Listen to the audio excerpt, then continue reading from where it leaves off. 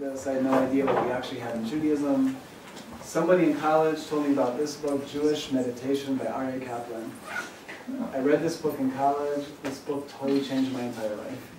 I started reading it. I was just like, what? Yeah, stuff like this in Judaism? Like, I never heard anything about this. To make a long story very short, after I read this book, I read another book on the Kabbalah. It was the most amazing thing I've read in my entire life. I was like, why anybody tell me about this? Then I read another book on the Kabbalah.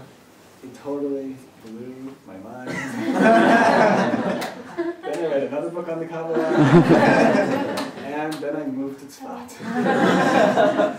That is a long story short. That's basically what happened to me. I've been here now something like 15 years. I've been studying the Kabbalah. I've been doing all of the artwork you see in this room. These are all pictures I've been making based on different ideas of things we've been learning about in the Kabbalah. I'm not an expert in the Kabbalah. I just showed up here from Michigan and started to learn these things. The ideas we've been learning about the past 4 years, you guys, have been something so awesome. Like, I can't even put into words for you how amazing it is. So first of all, for anybody that doesn't know, what is the Kabbalah? So the Kabbalah is all the inner spiritual teachings of Judaism. Like, that's what it is. The inner spiritual teachings of Judaism, that's the Kabbalah. The basic foundational principle of all the Kabbalah, of all of Judaism, is that we learn that the purpose of creation is to give infinite goodness to everybody.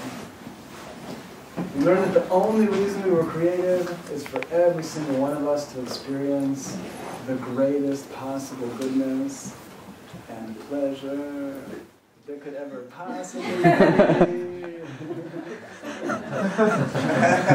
Or in other words, it says in the Kabbalah that the only reason we are here is for every single one of us to bliss out so big time. Imagine what we're talking about. This is a great idea. One word problem is reality, right? If the only purpose of creation is to give infinite goodness to everybody, then the whole question is what's going on. Because right now there's not one person in the whole world experiencing such goodness, and this world is full of lots and lots and lots of suffering. This is the whole learning of the Kabbalah. I've tried to put the basic idea into 1 minute. We learn in the Kabbalah that everything that we're going through in our lives right now, we learn that this is all a temporary stage. And we learn that everything that we're going through in our life, we learn that what we're actually going through on the deepest level, we learn that we're all right now undergoing a spiritual transformation. We learn that every person is a body and also a soul. Our bodies are here in this world for so many years, then they're gone. The Kabbalah is trying to get us to realize that part inside of us is really us, that part inside of us is really us. The Kabbalah is trying to get us to realize that we are here forever. And that we are here in something so awesome. He'd fit right in Boulder. We learned that everything that we're going through in our lives right now, we learned that everything that we're going through in our lives right now, this whole big epic movie of life, we learned that on the deepest level, that we're all right now undergoing a spiritual transformation. It's getting every single one of us ready to be able to experience something so amazing we couldn't even begin to dream of. The basic learning of the Kabbalah, the inner learning of all of Judaism, is like, what is this whole transformation that's going on in the world? To discuss the basic idea, we can look already at this picture. In the Torah, when we write the word for God in Hebrew, we write with 4 letters. Right, with the letters Yud and Hey and Vav and Hey. That's what's been passed down to us since ancient time. So we write the word for God in Hebrew in the Torah. In this picture here are just the 2 Heys. Right, because we write Yud and Hey and Vav and Hey. So we learn in the Kabbalah that these 2 letters Hey represent 2 basic aspects of every person's inner consciousness. The basic idea is that every moment that a person is thinking, what can I get right now? What can you do for me? That's the lower Hey. Every moment a person is thinking, what can I give right now? What can I do for you? That's the upper Hey. What can I get? What can I give? We learn that the transformations going on in the world is that we're learning to make our giving more important than our getting. Right? The moment we come to truly care for one another in this world the same way we care about ourselves, that's what's called Tikkun Olam. And we learn that's the moment that we're finally going to be ready to experience all of this. So the way the idea is expressed here is we can imagine at the top of the picture was all white. You can imagine that the letter Hey fell out of here and fell down to the bottom. We learned that all the spiritual work of our life is to bring the letter Hey back up. Right? To bring the part of ourselves that's caring only for the self to the part that's truly caring for everybody. That like inner transformation of consciousness toward reaching a state of unconditional love and becoming ready to experience all the goodness, that's the subject of the Kabbalah, which is it's the inner learning of all of Judaism. And the same idea with a couple more details we see in this picture. This one is also connected to Rosh Hashanah, to the New Year's. Can you tell? So in Rosh Hashanah, right, we blow the shofar. Anybody know how many sounds we blow in the shofar? 100. We blow 4 different ones, and we blow a total of 100 sounds. And we blow the 100 sounds in a very particular pattern passed down to us since ancient times. We learn in the Kabbalah that this pattern is actually a very deep spiritual map of 100 aspects of love within every person. So this is mapping out the ancient pattern of the shofar blowing. It's mapped out in triangles. So in the bottom row there's one triangle representing the first sound of tekiah. It's like the single sound. Next line up there's 3 triangles for the shvarim, for the do. Then you have the It's like mapping like this through the pattern of the 100 sounds.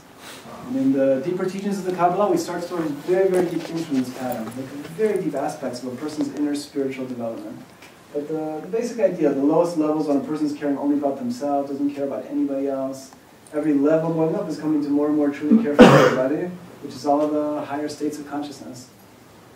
I've been working with this pattern of the shofar blowing for, I don't know, something like 10 years now. So almost all the pictures that you see in this room with lines and triangles, almost every picture is the same pattern of the shofar blowing. It's like mapped out in lots of different ways. I think of all the pictures, I think maybe this one's my favorite. This one, it's a verse from the Torah.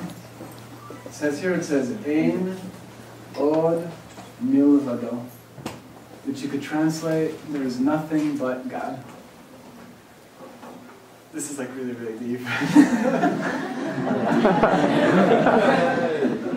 There's like thousands of pages in the Kabbalah discussing what these 3 words could possibly mean. You know, what does it mean, God? What could it mean? There's nothing but God. But one of the ideas is that it says in the Kabbalah that absolutely nothing in our life is a coincidence.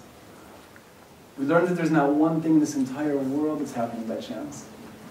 We learn that everything we're going through in our lives, even the problems, the troubles, the difficulties, we learn that every single thing is happening for a very exacting divine reason.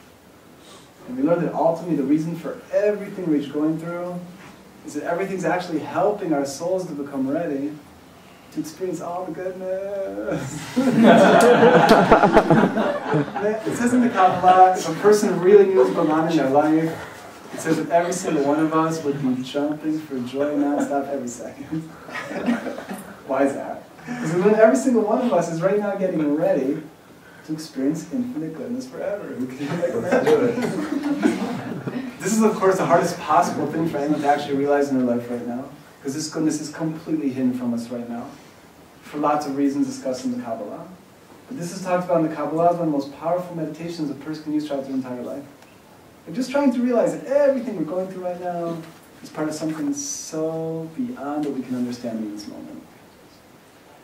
Something very interesting connected to this idea that there's no coincidences is that it says in the Kabbalah that it's not a coincidence what a person's name is.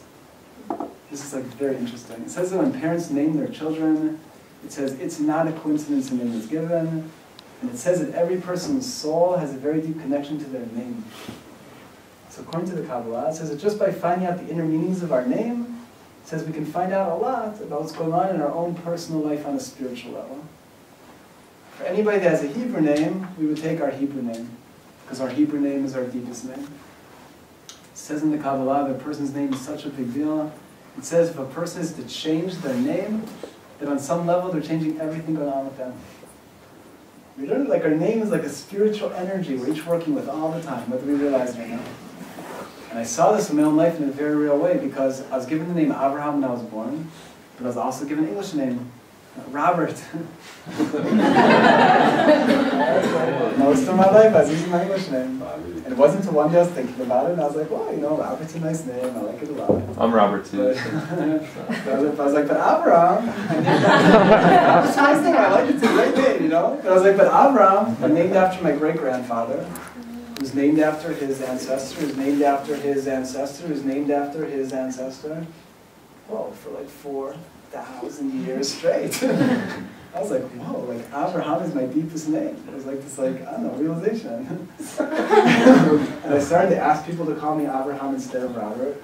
At first it was really strange for me. You know, somebody would call my name. I wouldn't even know they were talking to me. It took me a whole while to get used to it. And then when I started to find out the inner meanings of Abraham, I was just like, no way, like, how's all this inside of a word? I said, guys, it's like really deep what's in a name, you know? Like, every name represents a very specific spiritual energy in the world. And we can learn about our names our whole lives, deeper and deeper names. I've been learning about Abraham for over 10 years now, and there's lots more to go.